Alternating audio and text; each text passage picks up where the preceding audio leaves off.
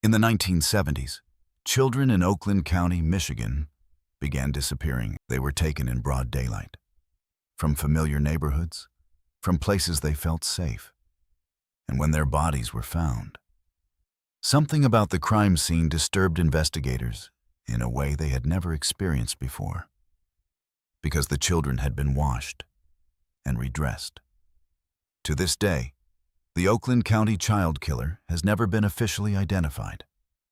It started in 1976. Mark Stebbins was 12 years old.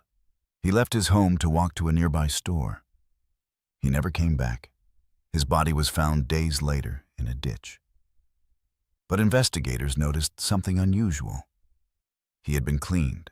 His clothes were neat. There were no obvious signs of long-term exposure. It appeared he had been kept somewhere before being placed outside. Months later, it happened again. Jill Robinson, age 12. She disappeared after leaving a store. Her body was found days later. Just like before, she had been washed. Her clothing was arranged.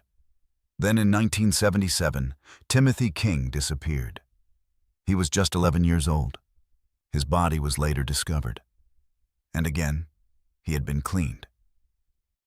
Then came the youngest victim, Christine Mihalik. She was only 10 years old. Her body was found months after she vanished.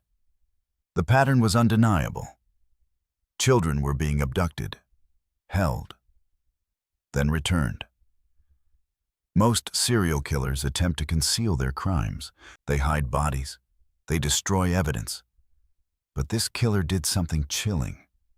He returned the children to public areas, almost as if he wanted them to be found.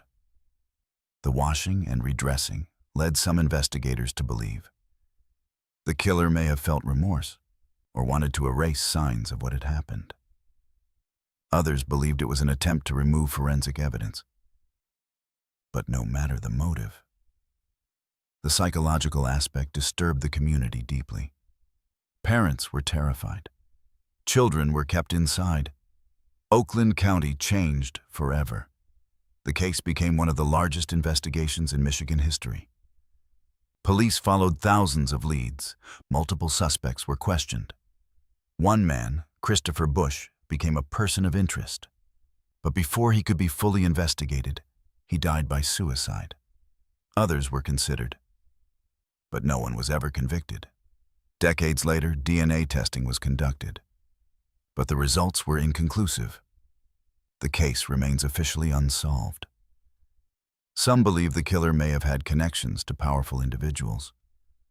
Others believe there was more than one offender. Some even question whether the investigation was mishandled, but the truth remains unclear. And with every passing year, it becomes harder to find answers.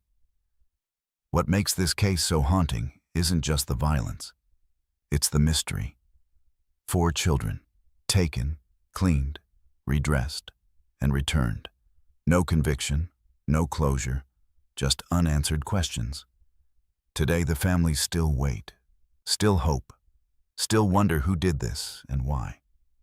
The Oakland County child killer has never been officially identified, but the memory of the children remains. Mark, Jill, Timothy, Christine. Their names are not forgotten, and neither is the question that still lingers. Who was responsible? If stories like this matter to you, follow for the full stories and more cases like this, because some mysteries are still waiting for justice.